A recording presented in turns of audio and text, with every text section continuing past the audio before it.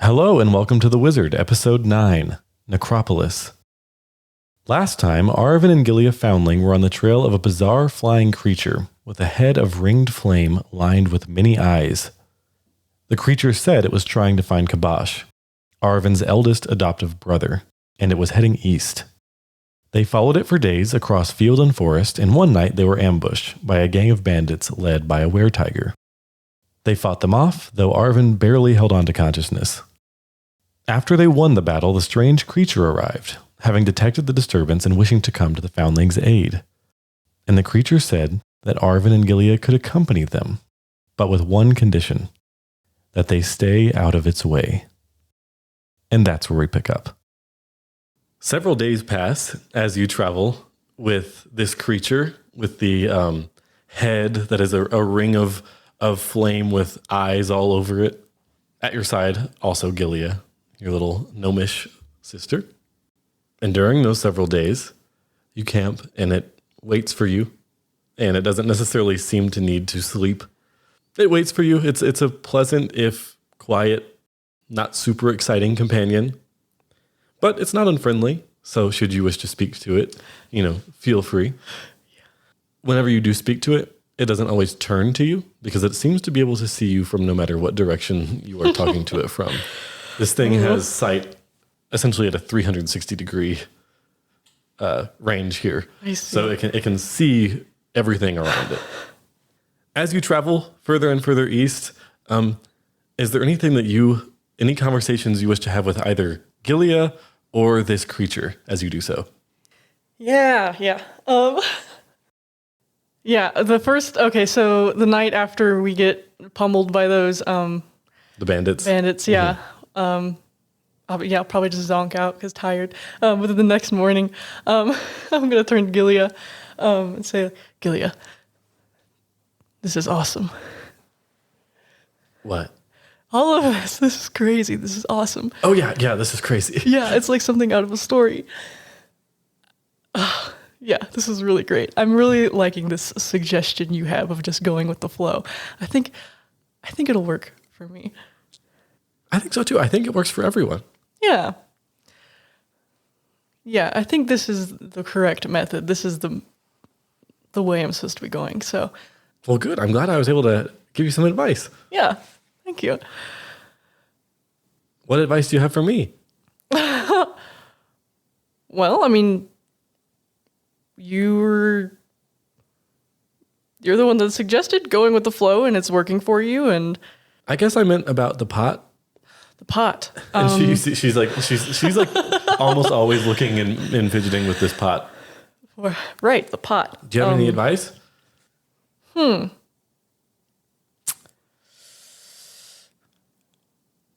Maybe continue tracking its growth with these markings on the side here.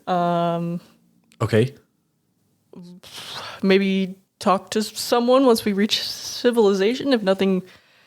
I've tried everything that I can. Usually I'm pretty good with plants and animals, but this thing just won't hurry up. So I guess I should just let it take its time. Yeah, well, it sort of is going pretty quickly for something. Yeah, I guess so. Maybe I'm just getting impatient. Yeah, maybe that's just what you should do is just continue waiting and see what happens. I mean, I'm sure we'll have plenty of time to wait around on this thing. Yeah, you're right. Is there anything you're hoping it might be? No. Any suspicions? Well, it kind of just looks like a big acorn. I guess I just hope at this point that it is a big acorn, because that would be pretty cool. What would you do with it, though? I don't know. But then I've never seen an acorn that big. So that'd be kind of cool. Right. I've never seen an acorn grow continuously. Yeah. Me either.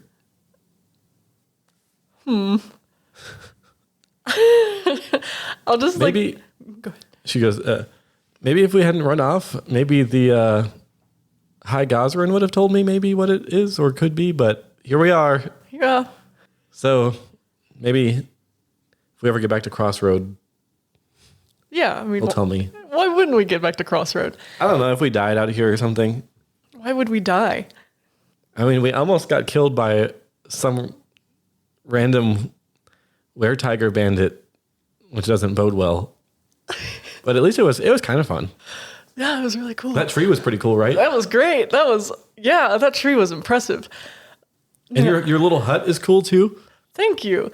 It was unwise of them to try that, especially when they walk into a magically created hut. Well, maybe it was so good they didn't even know. Maybe, yeah. Maybe to them it just looked like a hut. Yeah. In the middle of the woods, and they thought you were stupid for living out in the middle of the woods. Yeah, maybe. But come on, we didn't almost die. Come on. Yeah, you're right. Yeah, we wouldn't just, no. We've got a lot to do. We're not going to just die. Yeah, and this thing was coming back to help us anyway. Yeah. And you see the creature is kind of nearby when you guys are talking, like floating ahead of you guys probably. Probably. And just doesn't turn back and just says,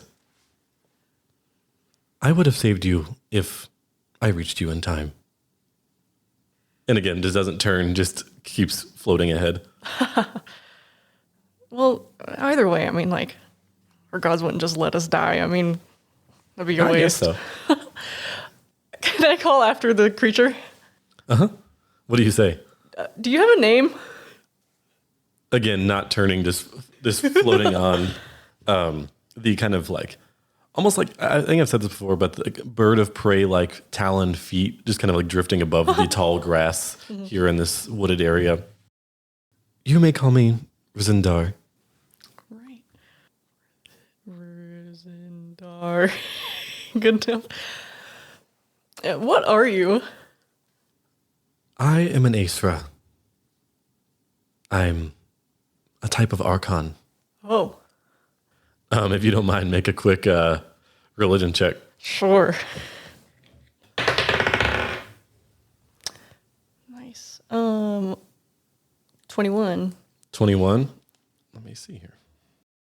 The 21, I'll say that you don't get too much specifically on aesras, what aesras are, but archons, I will say you recall some information on. Mm-hmm. Archons are guardians of heaven, who some say were there even before the gods and some of their angels. Very ancient kind of, not necessarily a race of people like you would find on Athara, but an ancient race of celestial beings. They're morally aligned with some deities and angels who dwell in heaven. And heaven itself, by the way, is like a plane. Like the mountain of heaven is like a multi-layered kind of huge mountain, but heaven itself is like a plane. Mm. So because of this like kind of moral alignment with some of these deities and angels, they have a strong alliance with them. Mm-hmm. But unlike angels, archons are known to be a little bit less connected or easy to connect to with mortals because they're just so strange.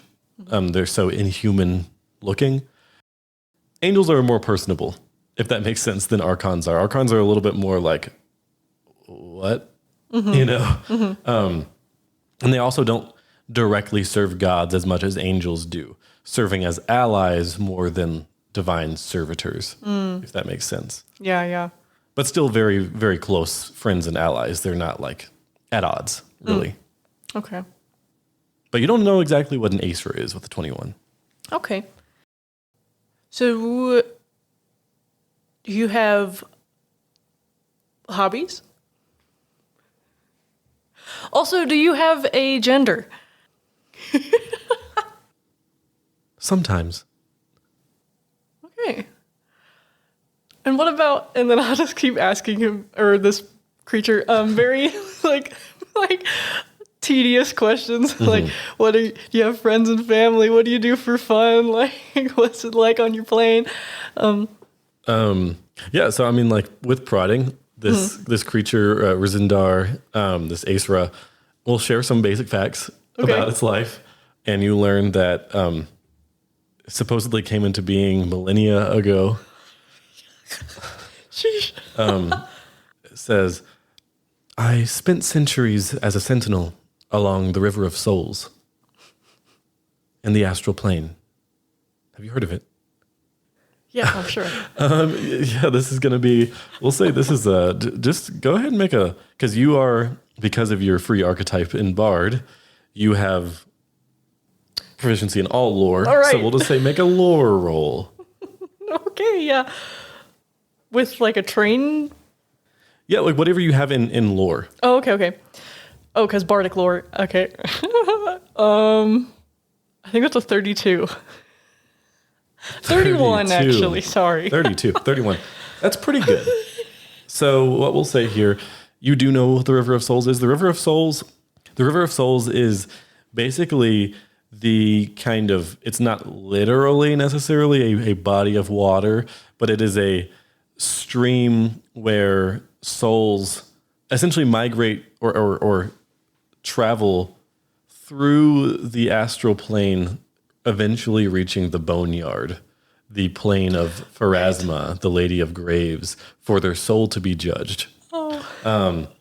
I will say with a 31, you additionally recall that Rzundar says they were a sentinel on the River of Souls. The River of Souls is hunted, preyed upon by foul creatures such as demons and hags to harvest souls on their way to the boneyard. So this aesra was a sentinel to protect souls traveling to their eventual destination from these creatures wishing to harvest them. Wow. This is awesome. I'm just writing and talking and walking. In terms of what they do for hobbies, I will say in family, the way that this creature talks about family, it seems very loose. It constantly is talking about brothers and sisters and stuff. You don't know the relation. You don't even know if it's like, if it translates. This creature is speaking to you in common, but there's a way that it speaks where you don't know if sometimes the message it is intending to get across. Basically, there might be words in common that don't necessarily quite mean what they mean to this creature. Mm-hmm. So we'll talk about all these brothers and sisters, and almost like an endless stream. Like almost everything it refers to, it will refer to as a sibling almost. Uh-huh. You do hear it say that there's like hunting on the mountain of heaven. Huh. So like occasionally they will do that. But I will also say that in terms of hobbies, it doesn't have a strong sense of necessarily what that means. These are the way that it speaks about it. This creature appears to its life is what it is doing, and it doesn't seem to have much outside of that it wishes to even do. It's not in a sad way. Just like its task is its task. It doesn't think too much of downtime, if that makes sense. Yeah. In hobbies, but the closest that you get is that maybe it possibly goes hunting sometimes in heaven. That's great. It continues on and says that I returned to heaven from the river a century or so ago, and I was sent here by the inheritor only a few months ago to track down the one you call Khabash. Just so I'm aware and I don't, stumble into something I shouldn't, what are some ways I might get in your way, you say? Like, what are some things I should avoid doing? Simply do not interfere with my task. Well, what are some actions that might interfere with your task? I'm definitely fishing for I'm trying to do a roundabout, get a little bit of information about what the task is. Yeah, we're going to say, give me, what is your deception bonus? 1. 1? Yes. Okay. So we're just going to say, it's going to, again, this whole time it does not turn. It is just walking or floating onward. It just says, please do not pry. But it's nice, and it's asking, it doesn't feel cruel or mean. It's just direct. Okay. Interesting. So again, it lets you camp at night and stuff. Mm-hmm. There, I'm just gonna roll a sense motive for you. It's a quick perception check. Oh, sure, yeah. Okay. Yeah, it lets you camp. It floats. But almost always it is just facing in the direction it is going. So it's kind of like what I was talking about earlier with how the only thing you could possibly associate as a hobby is that sometimes it goes hunting, because it right now it's almost always facing east in the direction it's going. The task that is on its mind, wherever its mind is, however, because it doesn't have, it doesn't house a brain, but it is single-minded in its task, and it doesn't necessarily seem angry to let you guys rest or anything, but there is just that consistent looking east. Mm-hmm. As you grow near to the city of Mistvale, did you have something else you want to say?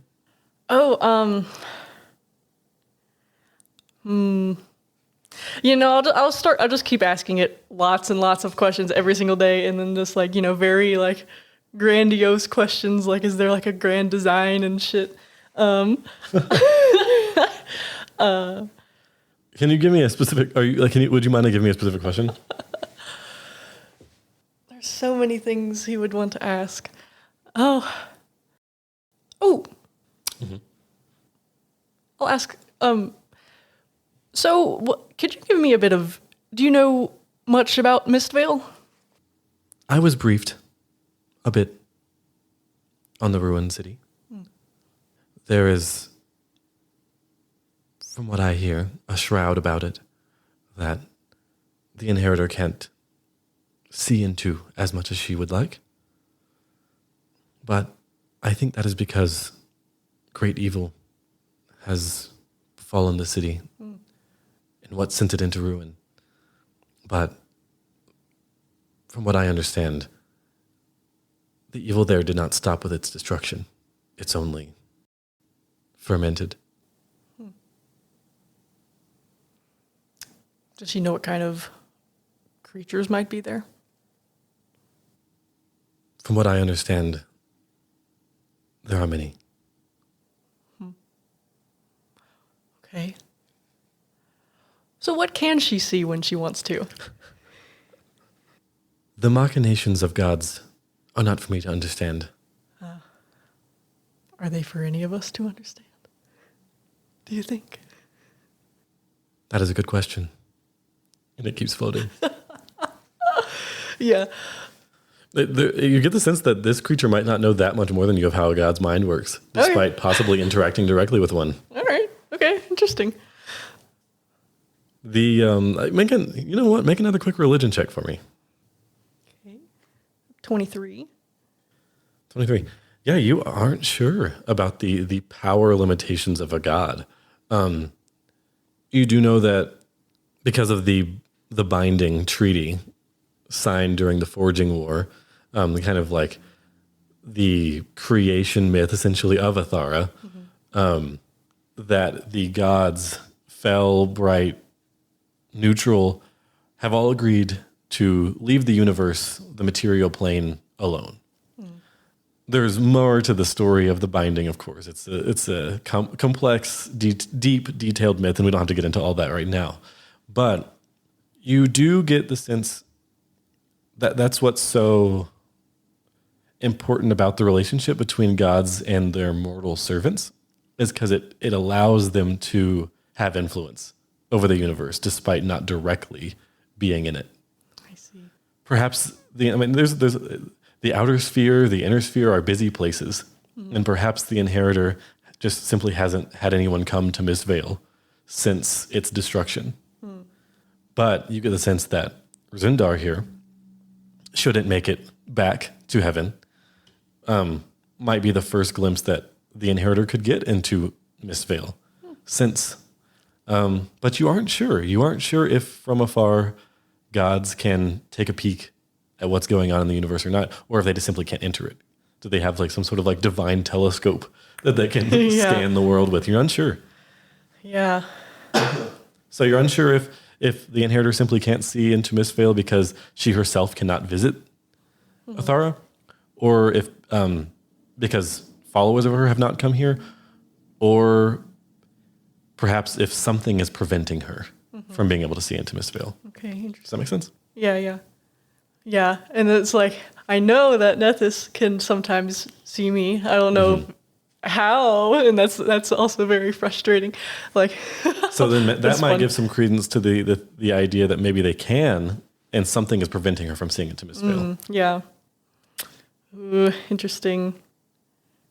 But as far as like hard answers, you don't know. Yeah. But yeah, I would say your experience with Neth is probably, yeah. Yeah. And then is it like always, or just when he chooses to?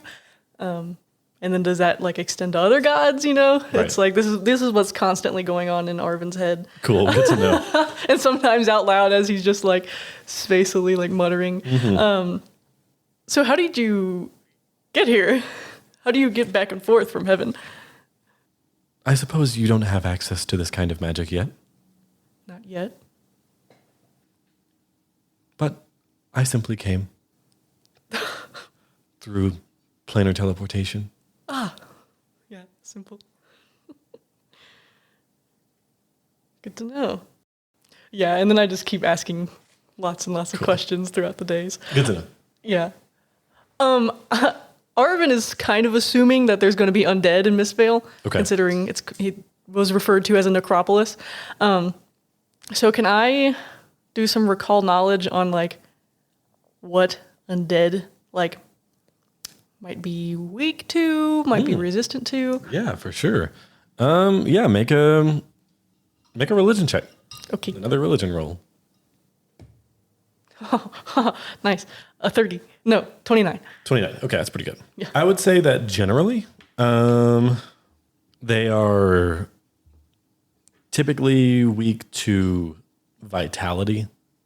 Yeah, so I guess we can talk about here. They're typically weak to like possibly holy, but more so vitality than holy. Holy, I guess, would be more of a weakness of fiends and creatures that are inherently unholy. Yeah. Ghosts / undead / zombies, whatever, vitality energy harms them. So in Pathfinder, there's void energy and vitality energy. And essentially, undead often heal through energy that would harm a mortal, a non-undead, a living person. And vitality energy would harm undead.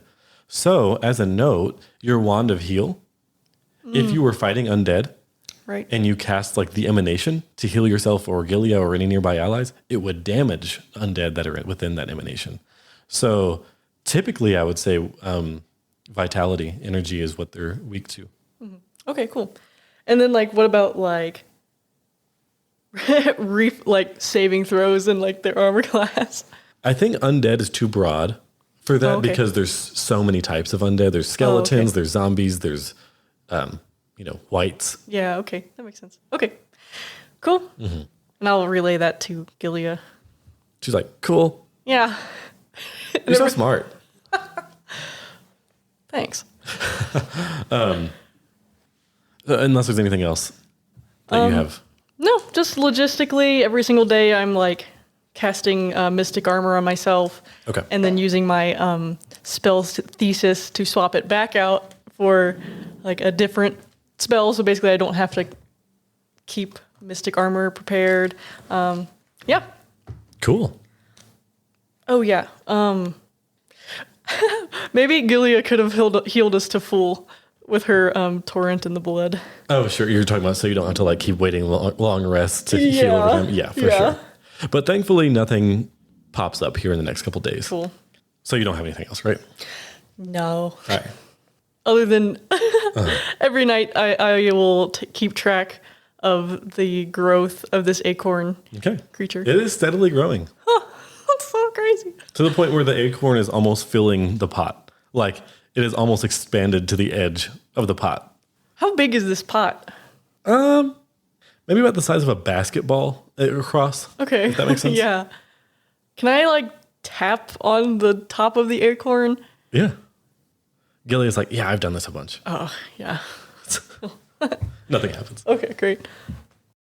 As you grow near to the city of Mistvale, You begin to see mountains rising to the southeast, off kind of to your right. And after another few hours of travel, you see that up ahead, the view grows hazy with mist. You can see the edges of a dead forest. Trees wilted and slumping, with drooping, leafless branches in rotted boles. But after the first few trees, the woods are too obscured by mist to see much further. Rotted bowls? Boles are like tree trunks. Oh, okay. Again, I always want to double check these things to make sure I'm using them correctly. I've read a lot of books recently with the word bowls in them. Really? Uh-huh. So, yeah, the trunk of a tree. Nice. So, indeed, bowls. You enter the mist, feeling its coolness clinging to your skin and chilling you.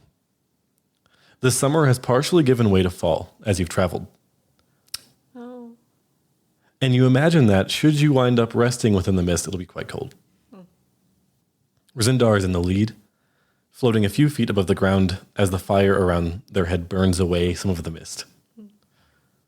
Gilly is not far behind you, but as you step into the woods, she cries out, "Watch out!" And you come to a halt, startled, and see that she's pointing to the ground right in front of you, right where you're about to step. Okay. A long rusted blade juts up from the ground, beside an also rusted suit of armor. Within the armor is a skeleton, empty eye sockets staring up at you. And as you take a better look around you, you see that this dead forest is scattered with similar corpses and remnants of some long ago battle, though you can't see far. Rusted axes lay flat on the ground. Remnants of arrows stick out of the grass. Skeletons sprawl out, dead, some looking as though they died in the midst of crawling back toward the city behind them. A crow caws from a nearby tree watching you. Rzundar turns around, faces you. Turns around not because it has to, but almost like feeling just trying to be more personable, maybe. Yeah. There is darkness here. The inheritor would strike this place from the face of Athara if she could, I'm sure. But that's not why I'm here. This is why the inheritor sent me, and not one of her angels. I do not like turning a blind eye to this other terror, but I must this time. Discussion and diplomacy are my primary impulse, though I sense that whatever rules this place does not feel the same. I do not wish to abandon you, but I am able to bypass much of this foul place as I follow the trail below the mountains. Could either of you do the same? I start flipping through my spells. How might one do so? I can travel instantaneously through short distances, so I can quickly make my way through the ruins. I, again, do not wish to abandon you, but if we travel together through this city and there are things looking out for us, I think I might draw eyes more than you two might. I see. Because again, it is like a halo, not a halo, but a ring of flame that's burning away the mist. Like it does, it creates almost like a parting in the mist. Wherever it is, it just burns away the mist that's around it. Well, I could make Gilly and I invisible. I can also turn into a bug. This only lasts about 10 minutes, so... How long does invisibility only last 10 minutes? Yeah. Okay. Shall we say that we will meet on the other side?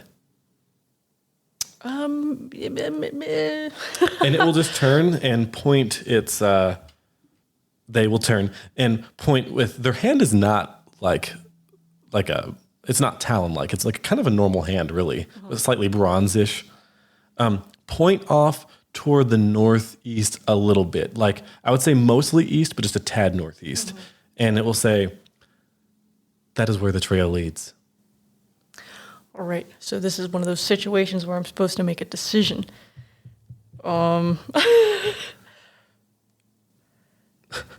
It would make sense for us to not be with you so as to not attract too much attention. So, yeah, we should do that. Probably. Very well. If you need me, just scream.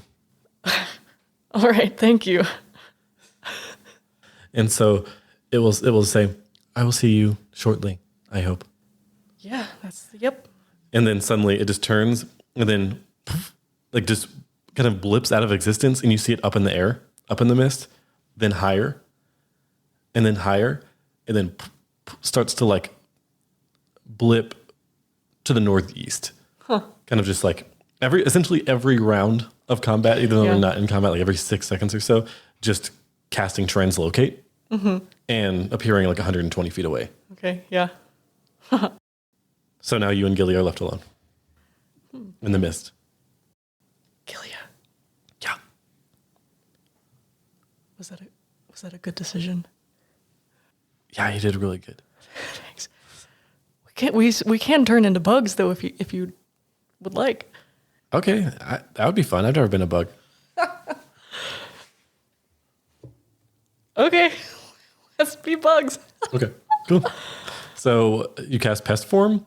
Yeah. What rank spell is this? Can you do it at 2 people?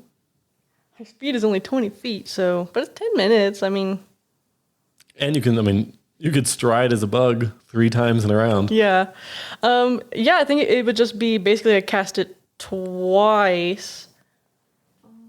Can you cast it as a bug? Or I guess you would cast it On her first, and then. Do you have to sustain it? No, it just says duration 10 minutes. Okay. So you can cast on her first, drop her down to a bug, and then do it to you second, and you drop down to a bug. Yeah. All right. Okay, cool. And is this a first rank spell? Yeah, it's just a spell Hey, one. very nice. Yeah, I'll choose, I could be a tiny animal, such as a cat, insect, lizard, or rat. I'll do an insect, though, so we can fly. Would the speed of a lizard be faster? It just says you gain the following statistics and abilities. Cool. No matter what you feet. pick. Okay, cool. Yeah. Cool. All right. Are you looking out for anything as you, like, are you keeping an eye out, or are you just kind of like bolting northeast? I guess I'll keep an eye out for anything crazy. Okay. I'll also ask Gilia what kind of bug she wants to be before I turn her. Can I be a stick bug? Yeah. Trying to think if stick bugs can fly. I'll do the closest approximation. If not, yes, you can be a stick bug. Okay. And then I am a dragonfly because they're kind of sexy. So Okay. Very good. I'm going to roll because I'm trying to get better about rolling secret checks that are supposed to be secret, actually secret. So I'm going to roll a seek action for you if that's okay. cool. All right. And what's your perception bonus? 11. As you kind of travel as a bug to the northeast slightly, you see a shape. Okay. Wandering the edge of the forest, this dead forest here, as it begins to give way to a slightly more urban environment up ahead, albeit littered with overgrown wilted weeds. So like the city, despite the haze, the mist, you can see that up ahead, shortly up ahead, the city begins in the forest ends. The shape is wandering here. It's kind of incorporeal, kind of gray, slightly bluish looking in the mist. It blends in, very difficult to see almost. But the only reason you spotted it is because it's not moving around stealthily. It's just wandering normally. This creature, this figure, appears female, though quite tall and broad. You see ghostly flowing braids fall back from her head, exposing slightly pointed ears, though not appearing elvish. Even though incorporeal, there's a faint green tint to her grayish blue figure here. And tusks jut up from her bottom lip.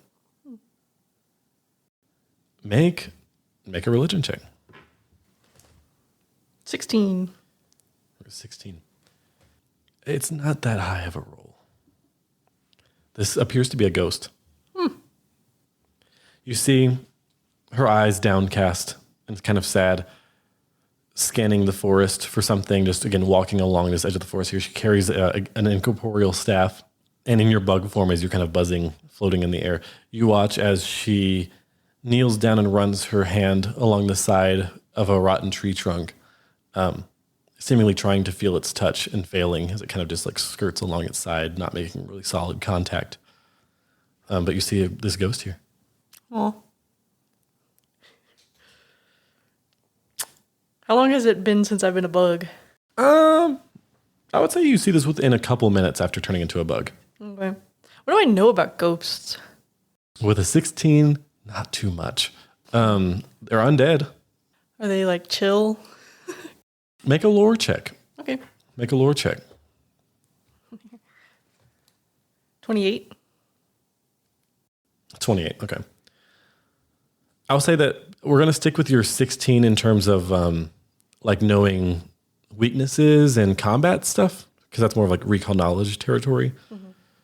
Lore, though, in terms of thinking about what you know of ghosts, they can vary widely in terms of their morality, in terms of what their goals are. They are usually in existence because they have unfinished business. Mm-hmm. They can be evil by all means, but they can also just be sad, wandering spirits. Mm-hmm. Do you have any other specific questions? Do you think I can talk as a bug? No, okay. I don't think so.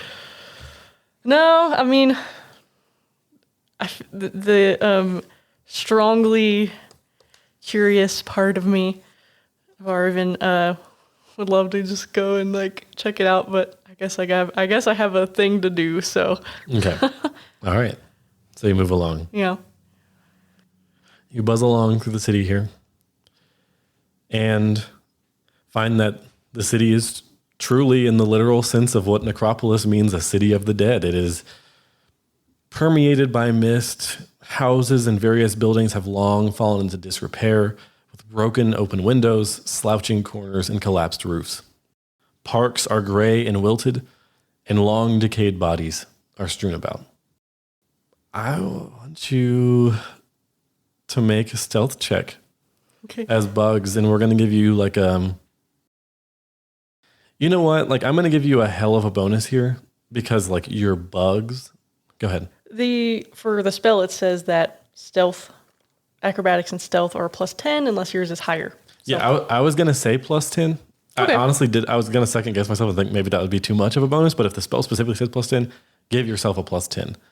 Well, it's unless our modifiers are higher, which they are. Oh, I see. But I'm saying... Oh, on top of the modifiers? I'm going to give you a plus 5 circumstance bonus. Okay. For being a bug. For being a bug. Okay. And then feel free to roll for Gilia as well. Okay. So I rolled a... Should I take my item bonus that I got from that new spell cloak? That new cloak? For this? Probably not. Probably not because you're a bug. Yeah. Okay, so I got a 21. Okay. I'll roll for Gilia. Okay, so she's got a 13 plus 5. 18 plus 5 is 23. So you have a 21? She has a 23, yeah. I have a 21, she has a 23. Okay, cool. Cool. Rolled poopy. Rolled stinky. You flutter along a wide city street here in the dead city of Mistvale. And as you buzz along, and we're coming up on the end here of pest form. Yeah. This is like on the cusp here. We're talking last 45-ish seconds. Mm-hmm. You kind of just cross a main road. You're not stupid enough to like travel down a big main road, but you're kind of going across it, if that makes sense. Mm-hmm. You don't see it at first. It's so misty, it's hard to see. Just like that ghost you saw wandering the edge of the forest, it kind of blends in. As you flutter across or buzz across, just as you make it to the other side, you see a figure turn. Just something turns in the mist and looks just where you buzzed by. All you see is just kind of like the turn of a head. Mm-hmm. And you buzz across and like look back around, like look back towards that corner to see if anything moves. Nothing moves. Okay. It seems like you rolled just high enough. Yay. Just high enough Whee. to not gather its attention. Great. But I will say that tips you off to there are more ghosts scattered around and hiding in the mist. Mm-hmm. Rough. So, you probably duck into a ruined building maybe to recast pest form? What do you want to do? Because it's ending. And there are ruined buildings with like open doorways and stuff, or rotted doorways, or open broken windows that you could buzz through, but you have like, another 20 seconds here. Does, can I see Rzundar anywhere? Make a perception check. Oh, shit. And we're going to give you a penalty because you're in haze. Okay. I'm just going to, because I can't find it at the moment, I'm just going to give you a penalty of like -5. Okay. So I got 21 minus 5, 16. Yeah, you don't see Rzundar anywhere. But again, what are you doing to address the pest form ending is Okay. my question. Yeah, I guess I will duck into a building. Okay, you like buzz at Gilia's stickbug /stickbug adjacent form and kind of like motion towards a nearby window. Yeah. Cool. There's like shards of broken glass that she kind of navigates over to get inside, but inside it's also misty. The mist is so prevalent and invasive here that like because the buildings have rotted and become so run down, the mist is within the buildings as well. So even within the building, on one side it's hard to see the other. Mm-hmm. Well, so what building this is exactly, you're not quite sure. But you duck inside, it's dark. You pop out of pest form as quietly as possible. Yeah. And Gilia goes, was there somebody back there? I think it was like a ghost, another one. Oh, I don't like that. It's kind of cool. I guess so. But I don't like it. Oh, okay. Can you see him anywhere? Them? No, we're inside a building. Okay, yeah, I get that. There's a slight, there's a part of the roof that's collapsed where you can see through a little bit, but no. Okay. If you want to, feel free to make a survival roll for Gilia to kind of figure out roughly the direction that you guys are heading in. Sure. I also have a compass. Oh. Okay. Well, you can look at the compass then. Okay. Okay, fine. Duh, shit. Okay. This is so hard making decisions. So I could turn you into a bug again, and then I can turn invisible. It was pretty fun being a bug. Yeah. She goes, can you turn me invisible? Yeah. Would you rather be a bug or would you rather be invisible? Well, invisible would probably be faster. Right. Okay. I'll turn us both invisible. How do you do that? I do have that new cloak I found lets me cast invisibility. The only problem is I did not prepare invisibility. Do you have spell substitution? I do. It would take me 10 minutes. Okay, you can take 10. You don't know if there's any pressure, any time pressure right now. You're not sure. Yeah. But I'll say this for your sake. The building that you're in, while collapsed and in disrepair, there are still some interior structures here, like walls and closets. Okay. This could have possibly been a tavern or restaurant at some point. There's like a bar in one corner that, again, is mostly fallen apart. Mm-hmm. But like, basically, if you're looking for shelter or like barriers in place, just in case someone walked past outside, you could hide down there behind that and have much less chance of being spotted. Okay. There's also like storage closets, but the doors kind of hang. Like there's a storage closet behind the bar, but the door's kind of hanging off the hinges. Mm. So possibly you could try to shut yourself in that closet and just hope that the door doesn't fall off. Yeah. I will. Okay, it'll take me 10 minutes to get ready for that. So you just keep a lookout. Okay, yeah, I can keep Okay. it down. I'm not going to go in a closet because I don't want to risk there being squeakiness. So I'll just, try to find a very good hidden place. She's like, should I hide behind there with you? Gilia, you're asking me to make decisions. I don't know how to do that. She says, I'm going to roll. What do you want? What? You're in this with me. I'll just hide behind there with you. Okay, sure. All right. So go ahead and make stealth rolls. Oh, Lord.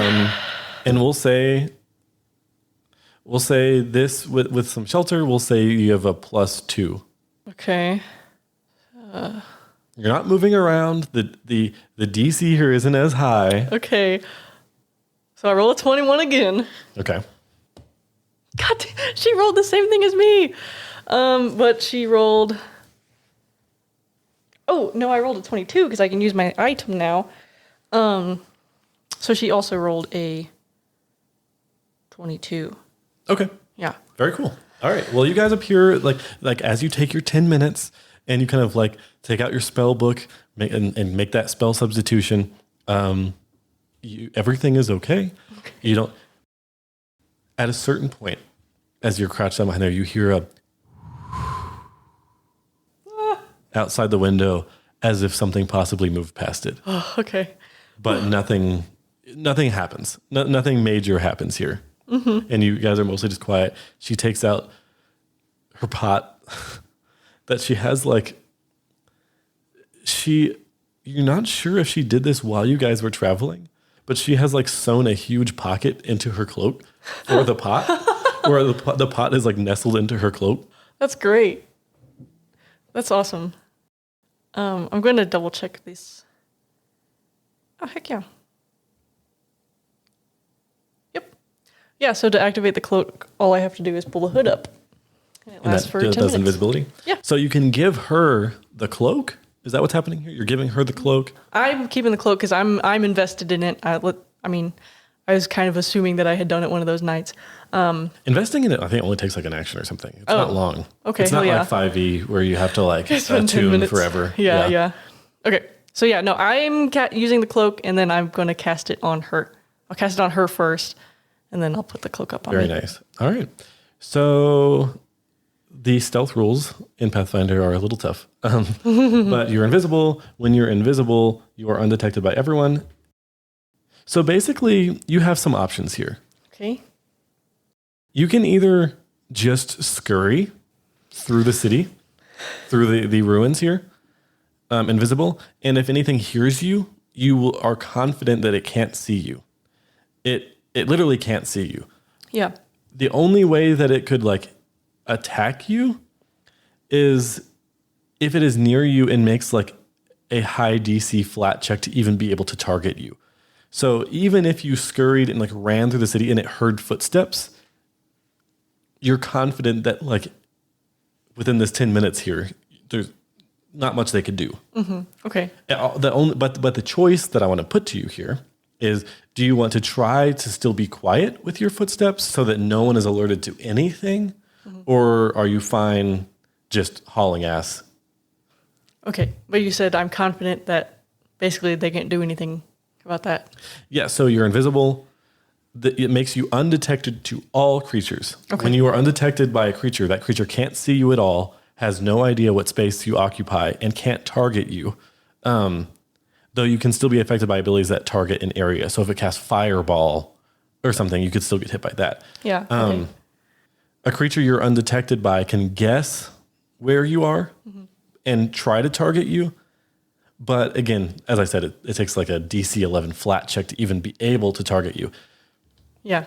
But if you're running and this is getting nitty gritty here, but if you're running and you're taking 3 actions to stride, you're not even sure if it could target. If you're already around a wall, it couldn't even target you. Yeah. Yeah. Yeah. We'll just go. We'll just go fast. Okay. So before you cast it, you're we're gonna run. He's sweating, not with the efforts of not with the efforts of switching the spells, just the efforts of making choices. Okay, cool. Very cool. Very cool. Yeah, he's drenched in sweat in this cold mist. Oh, jeez. So you check your compass one last time, and you're like, you're kind of dead in the middle of the city right now, but you're like, okay, I know that the mountains kind of make a horseshoe around Mistvale. And again, you can kind of see it on the map. Okay, yeah. But it's called Mistvale because it is a valley. So you are going lower and lower. It's kind of in the valley between these mountains here.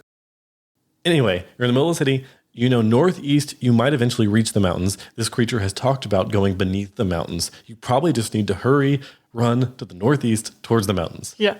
Okay. Yeah. So 10 minutes will get you far. Okay, great. 10 minutes of like stride, you know, like what's your speed? 35. So is Gilia's. Whoa. Oh, because she took fleet? Okay. So you guys can run like, what? That's crazy. You guys can run like over 100 feet around. Nice. So yeah, you all are hurrying across this city. Nice. Now, if this city was not a necropolis, not a dead city here, and there were wagons in the middle of the street and everything, it would probably take you a while to cross from one end of the city to the next. No one is here except for ghosts. And as you run through the city and your footsteps clap upon the cobblestone ground, occasionally you hear a like ghosts reacting to some noise nearby. And you can see as you run along, you can turn back and see that you heard a whisper, for example, as rounding a corner, and this ghost emerges kind of from the mist and like looks around, can't quite tell what's happening, and kind of follows in your direction, but you're running so fast that you're gone before it can even like realize where you possibly were. But you do learn that there are ghosts posted all around this city in an apparent effort to find people. Which you aren't sure why. Yeah, that's true. As you hurry along, you get most of the way across the city. You are towards the northeastern part of the city. This part, though, is deeper. Like you have descended, and you're probably helped even by the sloping descent of the city in terms of just running really fast. So you're kind of running at a slight downward slope the whole time when the invisibility is going to end soon. Yeah. So maybe the smart thing to do probably here would be to, I guess, maybe slow your steps in the last minute or so, and then find another building to hide in. All right. Yeah. I'm making the smart decisions. Make stealth checks for both of you for your footsteps with this last minute. Okay. I need to use a better die. You're going to say that and it's going to be a 1. Yeah. No. You have rewrite fates. Oh. All right. Yeah. All right, rewrite fate. Yeah. All right. So mythic proficiency here. God damn it. 26 for me. All right. And then 23 for Gilia. What did you roll? I'm sorry. 26. 26. Cool. All right. That's good enough. Okay. And as you scurry along, you can start to see the mountains through the haze up ahead, through the mist up ahead. You're again nearing like the northeastern edge of the city where it sort of backs up to the mountains. Make a quick... Actually, I'm going to do it. Okay. You enter into a building, similarly rotted as before. This one, it seems to be some sort of like large residence in the past, multi-storied residence, but you kind of just duck in. Invisibility ends. What do you do? I'm going to try to peek out a little bit, or maybe before I had come in here, try to see Rzundar. Okay, cool. I'll make a quick check for you. You don't see Rzundar. Gilia, do you see him? Them? Sorry. What's the perception bonus for Gilia? I think 10. 10? Very nice. I guess that's not as good as yours, but maybe just with the roll I had, 10 is great. She kind of pokes her head out. As she does, the twig falls out of her hair, which you don't know where that came from. And pokes her head out and she goes, I don't see Rzundar, but it looks like there's a lookout over there in the mountains. Look. And she points out the window. Following her finger, you can see, indeed, there appears to be Think of a fortress or a castle or a building with a kind of balcony serving for archers to possibly look out or scouts to look out from and kind of survey the area beyond. There is something not dissimilar carved into the mountain here, like a lookout kind of balcony thing. Does it seem like it was been here like after the city has kind of fallen apart? Can you tell at all? Can't tell. She says, "Did you see the fortress when we were running here?" Did I? No. No? She goes, "Just like the other way, like more, just on the eastern part of the mountains here, I could see there was like a fortress built kind of right into the mountains, it looked like. But it was more dead east, not northeast." Oh, like we passed it? I mean, like we could still go to it if we wanted to. Like we didn't pass it. It's just kind of like if we'd have to go back out the building and continue down towards the east.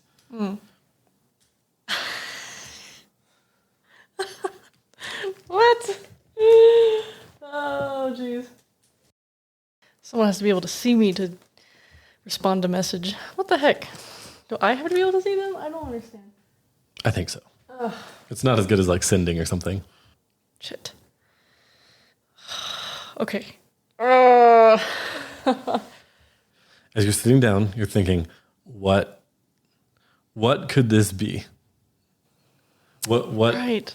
I'm going to have you make, I'm trying to think if this would be society or lore. We're going to go lore. Okay. Roll a lore check, and this is going to be just Mistvale lore. Okay. 24. 24. Okay.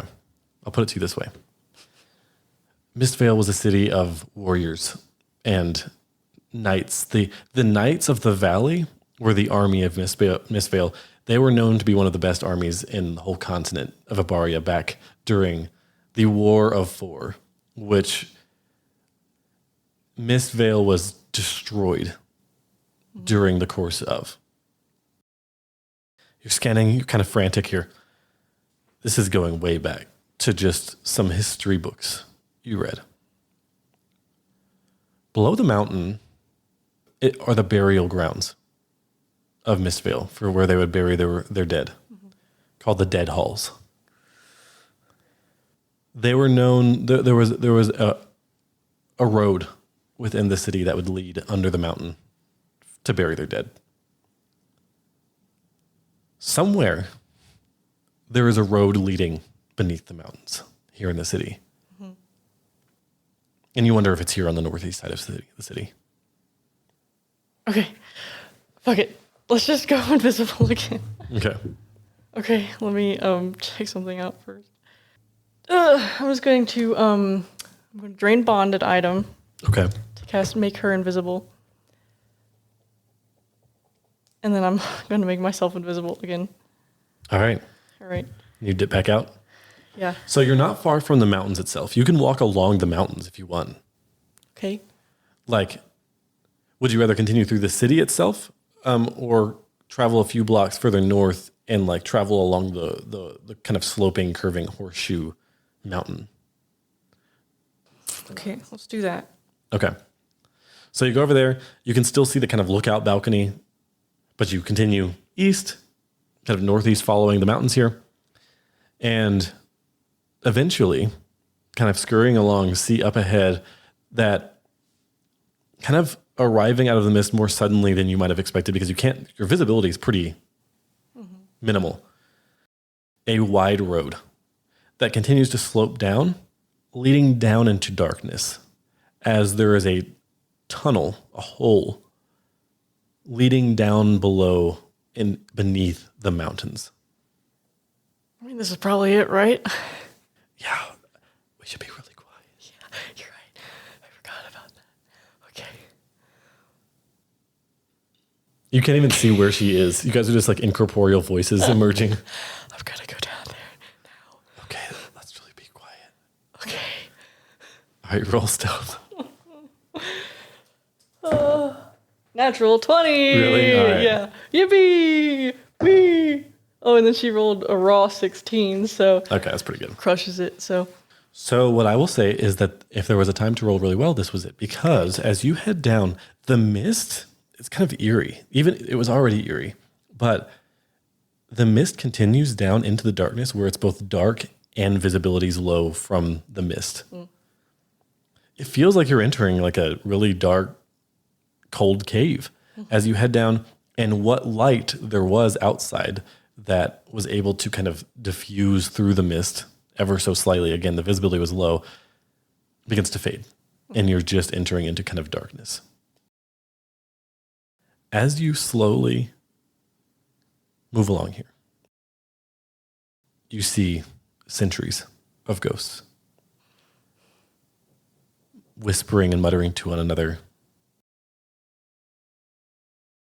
off in the distance, kind of posted at either side of this tunnel.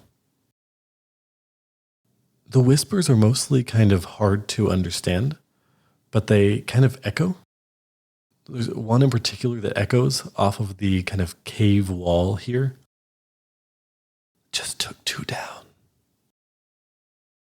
And the other one says, heard there are more in the city now. As this happens, noises reach your ears, echoing from ahead. Weeps and screams and wailing up ahead from what seem to be possibly 2 sources, slowly but surely growing further and further distant as you guys kind of press through. You have dark vision, right? Mm-hmm. Immediately within this dark space, you can see it's vast, open, both immensely tall and wide, with no end in sight with your dark vision either up, left, right, or down.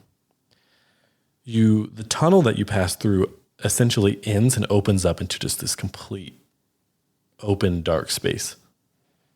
You walk a little further and you probably have, I don't know, maybe 3 or 4, I would say 3-ish minutes left on your invisibility. About 30 yards within this space is a sheer chasm that drops into blackness, accompanying the kind of wails and screams up ahead, which again only have like 2 sources. It's not like a chorus of screams by any means. You hear a faint echo of something as you step to the edge of this chasm. Maybe it was a roar, maybe just a rock falling, but whatever it was, it's impossible to know where it came from in this vast space. You do see, kind of roughly following along the kind of direction you were heading from the tunnel, spanning this chasm is a bridge of stone disappearing up ahead. You can't see much, but something is crossing that bridge. Whatever is crying and wailing is crossing that bridge, not towards you, but away from you. And make a perception check for me. 24. You hear chains and the creaking of wheels up ahead as some kind of wagon or transport is crossing this bridge going in the same way you're going. However, despite you being able to see so little, you can see far, far away are light sources. But if light could be dark, that's what you see. You see great beckoning crimson flames standing out in the darkness. Immediately around them, all you can see are just like the tiniest bits of some kind of citadel or fortress of dark material, possibly metal, possibly stone. This is far away. You hear a look up. Yeah, I do. And you look up, and floating far, far up in this darkness, kind of hiding in plain sight a little bit, just so high up that, no creature is going to look no creature is going to look up, really. Mm-hmm. You see the flaming head of Rzundar floating up above this tunnel. Or like up above like where the tunnel exits out into this endless void. It says, I'll stay up here. Follow the bridge. Go across the bridge. I'll tell you where to go. Okay, thank God. And it blips across. Blips across. Blips across. And by the way, this was like a message appearing in your head. Oh, okay. This wasn't like an out loud voice. This was literally the message spell heightened to 500 feet. Okay. So it's very high. Yeah. Okay, I do it. Okay. You cross the bridge. It's not that wide. It's maybe 10 feet wide. Okay. And you and Gilly are still invisible. Maybe about 2 minutes now left on the invisibility because you kind of just like took in all this. This space down here is massive. You don't know how far this goes in any direction. You don't know what tunnels may lead where. This is a large mountain range over here. You're not sure this. If Lolithir was a sort of civilized Darklands, this is the frightening, sheer unknown terror of the Darklands, and you are only at the top. You cross the bridge, hearing again still the creaking of the wheels and chains, and crying and wailing up ahead. But you stay far enough back to not get within like dark vision range or anything. Okay, yeah. Unless you wish to go ahead and see. Do you wish to push ahead and see? No. I mean, if you would like to, feel free. Obviously, I don't want to tell you what to do. If you're curious, feel free to scurry on up ahead. I mean, yeah, I guess I'm curious. All right. All right, go ahead and make another stealth roll. No. Yeah, you will have to make a stealth roll to approach here. No. Rzundar didn't tell me to, so I'm not gonna. Okay, cool. All right. So you press on over. This bridge feels impossibly long, and you're not sure if it is literally that long or if you feel so scared and terrified that crossing it feels longer than it is. Either way, by the time you reach the other side, your invisibility has long faded. Okay. You can see Gilly again, and her eyes are kind of wide, and she's like, you see her, she has pulled out her pot and is like caressing the top of the acorn, like comfort acorn here. It's her emotional support acorn. She's kind of like brushing it with her hand, like, I don't like this place. And immediately as she whispers it, like faintly echoes back, and she's like, I was kind of like a screaming face. yeah, this permanently screaming face. Yeah. You get to the other side, and up ahead, you can see this is far away. This is hundreds of feet, but you see those crimson flames. You see whatever the wagon or transport is kind of enter within their light, and you see on the wagon. Oh, make a perception check. Oh, 16. 16. You see a wagon with a cluster of figures around it, but you can't see what. But some of them are not in the wagon. They're like, some of them are escorting, walking with the wagon ominously. Honestly. So Are they ghostly figures? with a 16, it's hard to tell. Sorry. But as you reach the other side, you hear a message in your head. Walk ahead, then go right when I tell you. Okay. You walk further ahead, and eventually you hear, now. I do it. You turn right, walk into darkness. Like, you've been walking into darkness, but you have been walking in darkness this whole time. Mm-hmm. But it is so dark and black in here, even with your dark vision, that like the area in which you can see is so limited that, and you do hear weird skittering and movements, and you're not sure what's just the wind blowing through these caves, this space, what's rocks or pebbles skittering down the side, and what's creatures, what are creatures that dwell here. You hear, there's a tunnel up ahead. Enter it. Okay, I do it. Okay. Yeah. And descending or blipping right in front of the tunnel, you see Rzundar, and then entering this tunnel. And it's not so much a tunnel as you enter it as a hall. You see a large hall lined with shelves for coffins and corpses.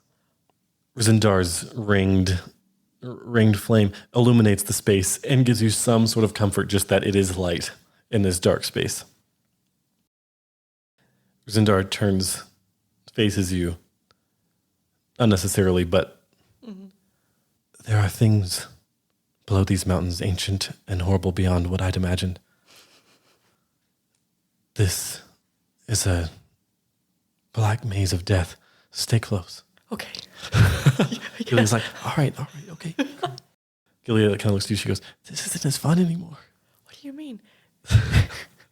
And you guys continue walking. As you reached this hall, you saw that there was another one not far away, kind of down a little bit further towards this black citadel up ahead with the crimson light. So it appears that this is not the only hall like this. There are many of these, and it's going on for a long time. You travel for a while. I'm talking, you're losing sense of time here, but you travel for what you think must be an hour. Eventually you emerge from the hall out onto an uneven pathway bordered by a vast dark chasm, possibly the same one that you passed over and just further, much further down, or a different one, you don't know. This pathway wraps around a corner up ahead, barely visible in the dark. And Rzundar keeps floating up ahead. Aribhin, as Rzundar is telling me what to do, he's relaxed so much. I will say this. Yes, you are feeling better that Rzundar is telling you what to do. And then as you're kind of settling back into okay, it dawns on you that Rzundar is not always going to be here. And what happens next time? Next time I'm not going to be in Mistvale. You'll never be in the position again. No. Not until I can destroy everything. You hear dripping, skittering. You hear far off noises that sound like moans. You begin to round the corner up ahead. As you're rounding the corner, you hear a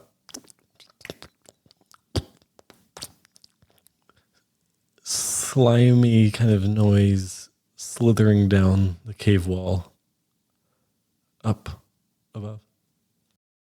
You glance up.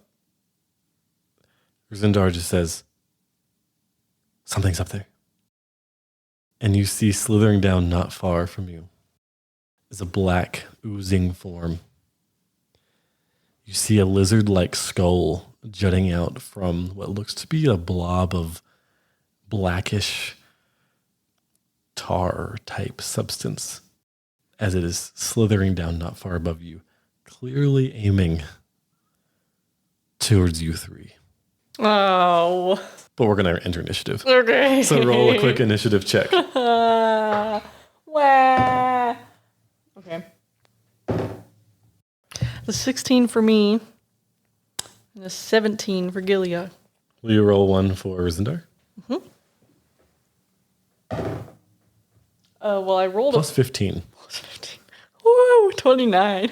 All right. So Rzundar's up first, and I'm going to give you the Rzundar's. Okay. Here you go. Great, thanks. Nice. So as this living tar begins to slither down towards you, you see some sort of large lizard skull within the tar. You see other remnants of long lost either bone or items. You see a shield. You see a big axe sticking out of it.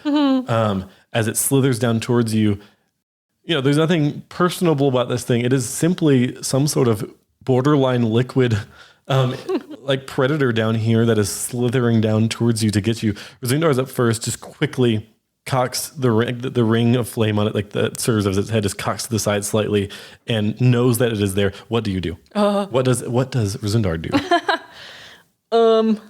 So I'll give you a little rundown here. Okay. There's that flame of justice that it has, and that can be melee or ranged. When ranged, when it throws it, it vanishes and then appears back in the aesra's hand. Okay, I see. But it also has a fly speed Nice. of 60. Okay, so how far away is this creature? It's about 30 feet. 30 feet. It's about 30 feet up. Okay. Well, the range damage is like the same, so It's just that it's less bonus to hit, but it's a tar. okay. And he's already got a lot. We'll do the ranged at first. We'll do the ranged. Okay. Natural 20. So it crits. Yes. As it crits, you see that the critical hit does not do much, and that this thing does not care about critical hits. It is immune to critical hits. Oh. So it slams into it for sure, hitting it. I'll say that Rzundar just turns and immediately just hurls, like conjures this flaming sword in its hand and it just hurls it, sinks into its side, and then the sword reappears in its hand. So go ahead and give me damage. Okay.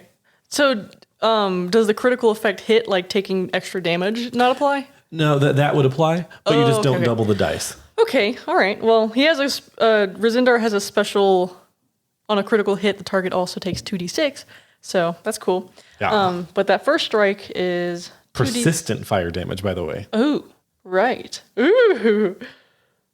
So he lights this bitch on fire. Right, and the initial damage is 2d10 plus 5. 2d10. Okay. Ooh, that's 16 plus 5. So that's 21 plus 1d6. Oh my god, I need to just start writing down. 3d6 actually. Doesn't make sense. Nice. So 27 points of like initial damage. And then 11 points of persistent. So how much total? I guess I think the persistent might happen on its turn. Oh, okay. Okay. Well, so 27, and then on its turn, it'll take 11. So 27 for now. Yeah. And then Rzundar's going to take a second Holy ranged shit. attack. Make sure you do the minus penalty. Okay. And it'll be minus 5, right? Yep. Okay. So it's 19 to hit? That still hits. Yes. Okay. 16. Very nice. Wow. So he just wails this thing twice, like hurls this flaming sword, and then it reappears and he launches it again, or they launch it again, sorry. It has another action. It gets 3 actions?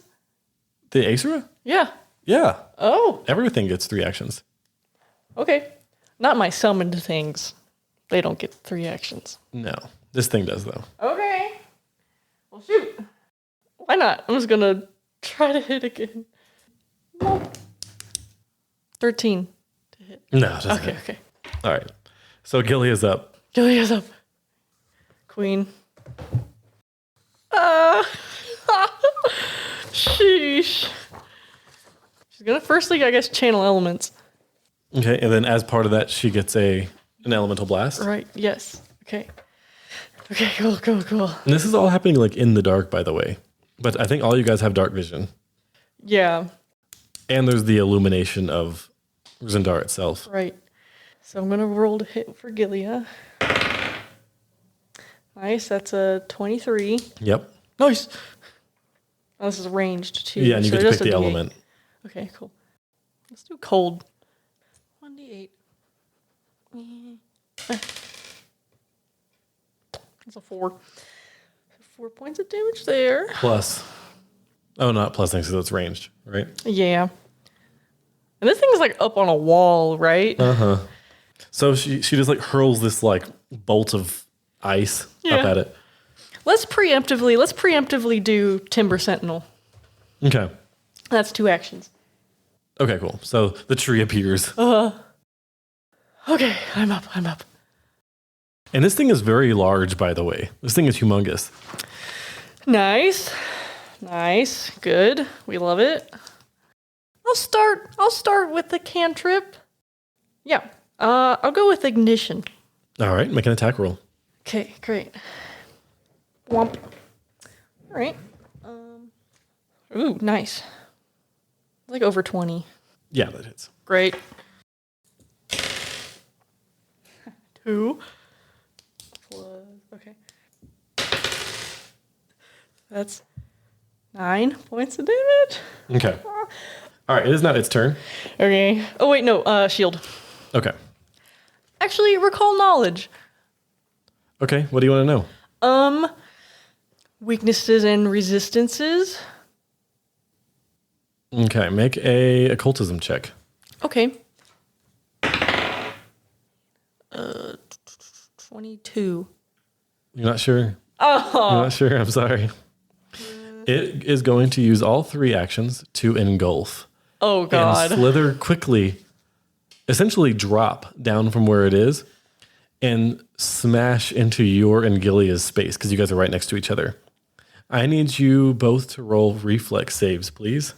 Okay. All right. So 27 for me. Okay. She's gonna crush at this probably. Does she get mythic points? No. It's a natural 1. Okay. So you get to choose between being pushed further along out towards the chasm and being like right on the edge of the chasm or being pushed to the side of where this tar creature lands.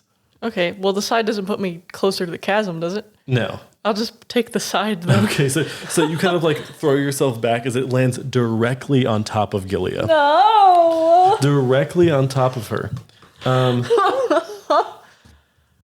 Goes ahead and takes some damage here. It does or she does? She does.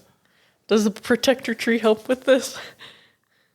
Does it say that it has to intercept an attack? Hit by a strike. Yeah, this is not a strike. This is like it lands on top of her and she is gulped up by this creature. She takes so far 15 points of damage. Okay. She is grabbed. She is slowed 1. And she is holding her breath, else she suffocates. So she takes that damage now, and as long as she is in it, she's going to be taking this damage. So it's like dissolving her. This is acid damage as it starts to melt away at her here.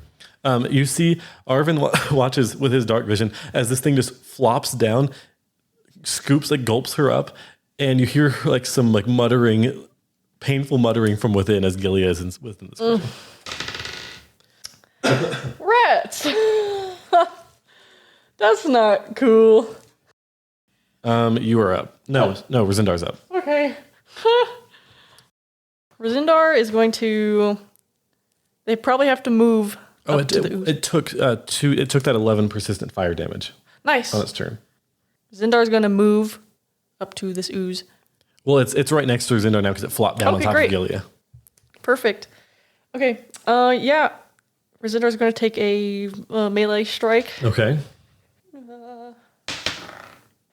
All right. Yeah, that's really good. Over 20. Mm-hmm. Over 30. Yeah, over 30. Actually. Yeah. So that critically hits. Sorry.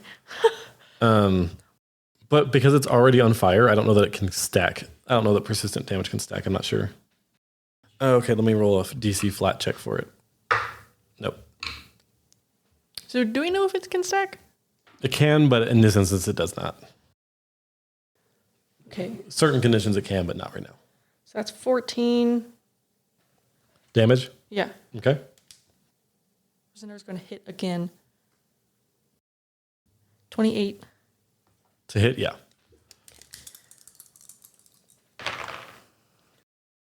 17. Okay. And by the way, with these strikes, each time the sword sticks into the tar, it sticks there. But rather than try to pull it out, it seems like melee attacks with this ooze creature will stick to it. As Rzundar's sword is hitting it, it is sticking to it. And then Rzundar is just taking its hand back. The sword's reappearing in its hand, and then it's bringing it down again. Okay. Okay. I'm just going to try to... damn it. Fucking 1. Okay. Okay. That brings us to Gilia. Okay. She is stuck inside. She can try to escape with one action. She can use either her attack modifier or acrobatics or athletics to try to escape if she would like with one action. Okay. Okay. Attack. Yeah, she's going to take her first action to try to break out of it. All right, so roll an attack roll for me. Okay. All right, okay. That was a 29. Okay, yeah, you see suddenly like a torrent of twigs and rocks and sand and ice and water just carving out the side, and she's just like, "Oh, get me out of here!" And she crawls out the side. Nice. So she's no longer grabbed, right? No. Okay, but she's still slowed. Okay. Right? I think so. So she has one more action. Actually, I have no idea if she would still be slowed. Probably. We're going to say she is. When you regain your actions at the start of your turn, reduce the number of actions by your slowed value. Okay. We're just going to say she slowed one and she will not be next turn. Okay. So she's going to take a... Because she still has the goop on her. Right. She's going to elemental blast this fucker. Melee? Nice. Yeah, okay. Melee. That's another 29. Yeah. Cool.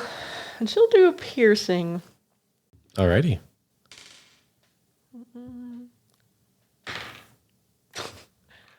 Since she's not feeling too good, she only rolled a 1. Okay. But that's 5 damage total. Okay. Piercing with we'll say it's like some rocks or something that she slams into its side. Yeah. She's like, get off me. And that brings us to you. Okay. This thing has taken a ton of damage, by the way, already. Really? It's just, it's very hardy. Am I able to, does it look like it's doing poorly? Not too bad. Not too bad. Okay. Good to know. I probably won't do a thunder strike. I probably won't make something extremely loud.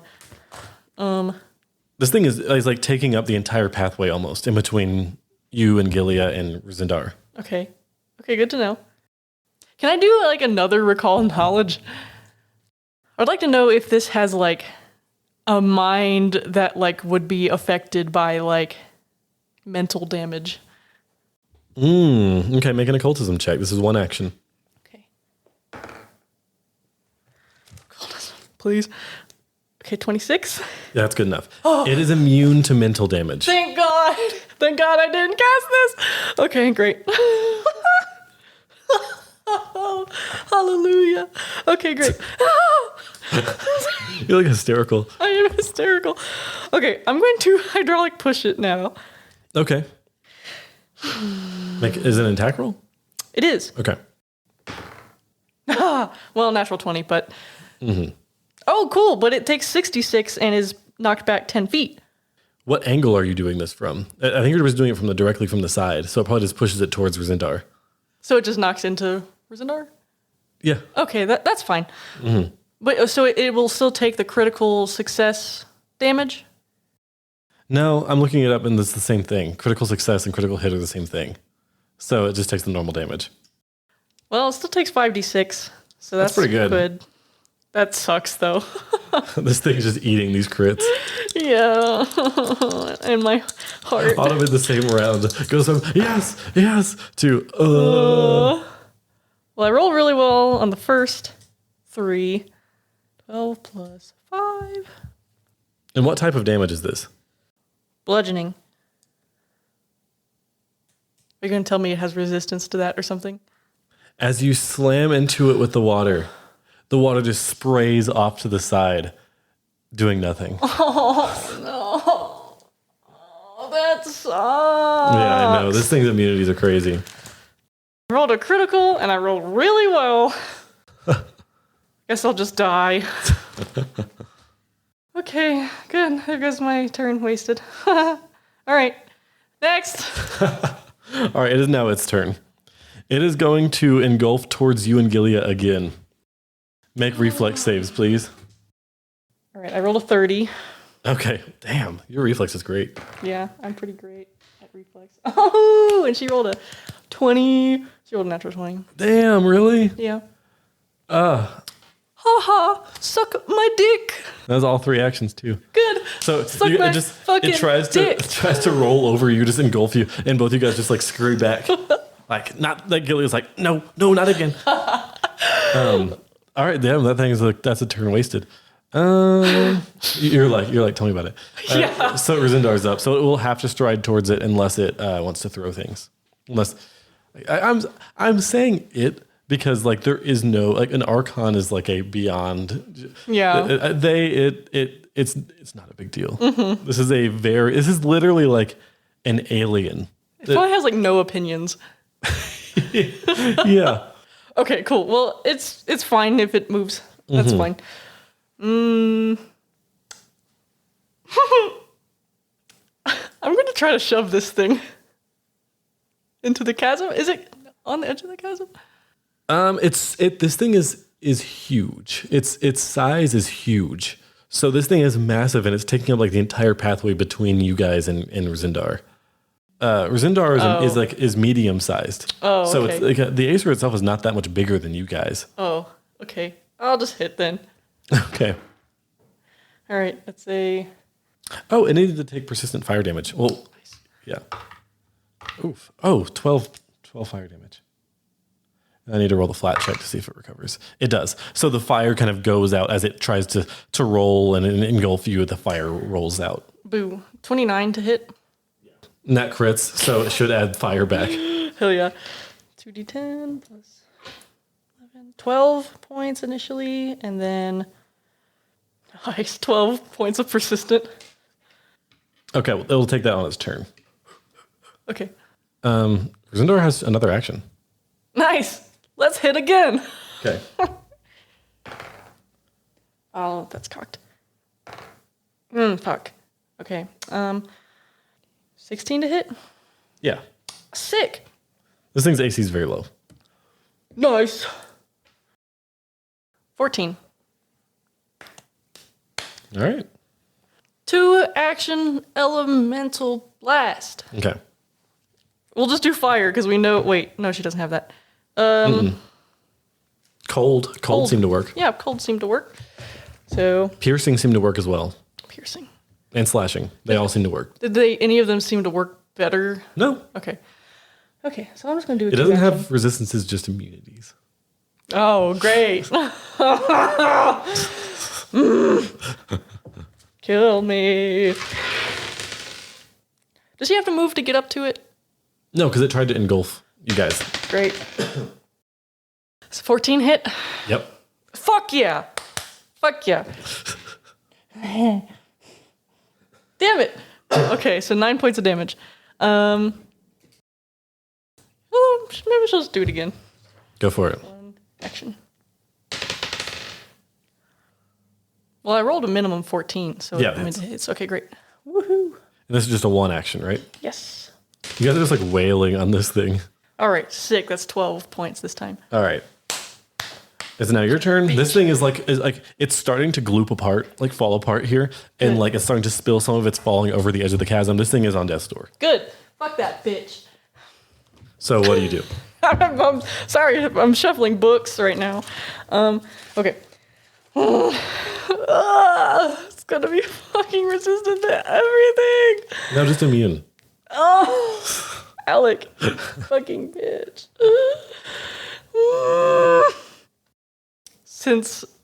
I'm gonna try to recall knowledge on anything it could be immune to. Is that too much? No, but every time that you recall knowledge, the DC goes up. Well, I guess I should have just asked last time. Yeah, and I'm going to be pretty loose with recall knowledge in this campaign because you're one player, so I'm willing to give you a big dump of info. Okay. I guess for now I'll just do ignition again. Okay. Roll to hit. Oh, it's D4s. I hate rolling D4s. I don't know why. I know, I don't like rolling D4s either. They don't feel good to They roll. don't feel good. I don't like the... You have to roll to hit first. Right. No, kill me, please. Okay, it's still a 17. Yeah. Okay, I'm going to actually make it a melee attack, Okay. which makes it D6s, which is more pleasant to roll. So you take your wand and just like slam the wand down into it and watch as like a bomb goes off, basically. Nice. It is Just tell me how many dice it is. 5. Yeah. So as you take your wand, you're like, oh, you're so mad because your hydraulic push failed. You bring down your wand. Sister. It like glowing. The wand begins to glow at the end, like the fuse of a bomb, almost like the fuse of like a stick of dynamite. As it comes down, you slam the wand into it, and it just explodes, sending black tarish ooze just flying everywhere, all over you, all over Gilead, all over Rzundar, though it begins to burn off of Rzundar, all over the edge of the chasm. This this huge ooze just explodes everywhere, and honestly did very little to you all. Nice. It was more of just an inconvenience than anything. But as you bring on, you're like, yes. Yeah. The power of destruction coursing through you. Ain't no preserving this motherfucker. As you exploded everywhere. Rzundar, kind of the ever emotionless, expressionless ring of fire face, just says, well, should we get moving? Probably. And I'm What's like, your step? yeah, right. I imagine my face is just like covered in this like black goop, and it's just like my little angry mouth poking through. As Rzundar turns, they're like the only light source in this area. So like, kind of the immediate space around Rzundar is lit up a little bit, and it doesn't. It turns around and keeps floating along this path, which kind of curves and continues on to your left. Says, we can stop and rest soon if you'd like. For how long? However long you need. But we're growing close. Okay. Great. I wouldn't mind a sleep. It goes, should we stop here? Does this look like a good place to stop? I mean, as good a place as any. You could possibly retreat back to that Hall of the Dead that you guys just recently exited. we'll just fucking do it here, I guess. Okay. Sure, whatever. I've got this guy looking for me. Rzundar goes, well, we're close. After you rest, it shouldn't be long. Okay, great. All right. You guys take a rest. Unless there's any business that you wish to discuss, we'll just say that you rest.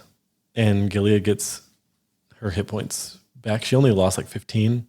Yeah. I don't know that she can get less than that with a long rest. Okay, great. You get your spell slots back.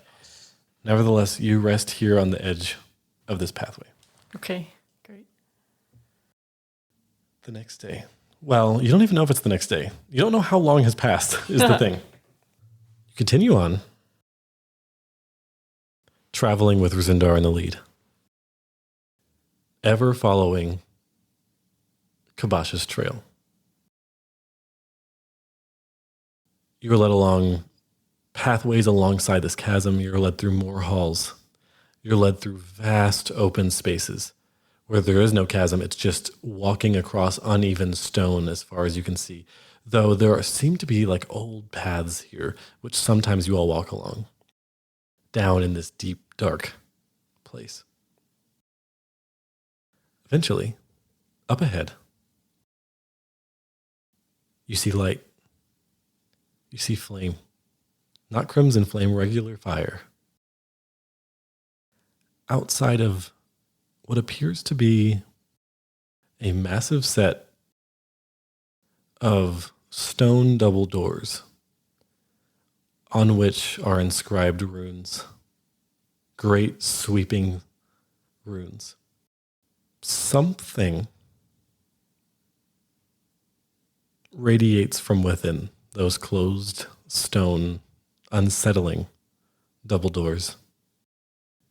You see flames and burning pits set into the ground outside these stone doors, inscribed with these runes, which...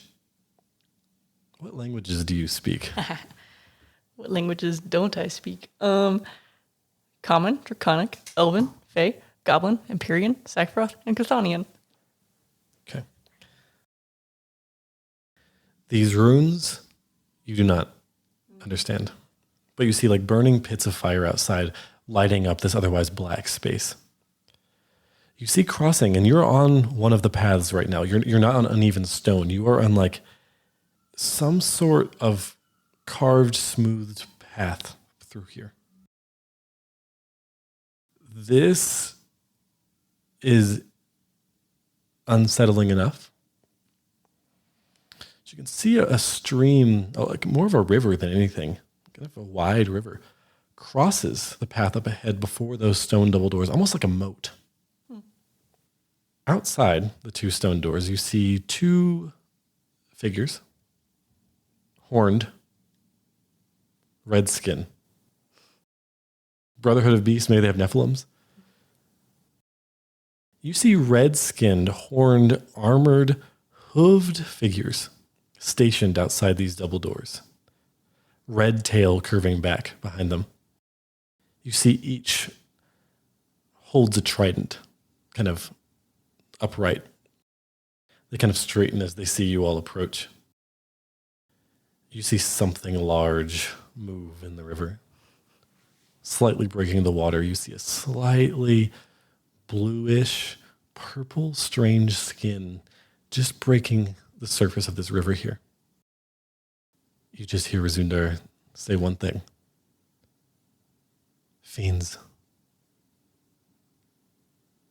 And that's where we'll pick up next time. Huh.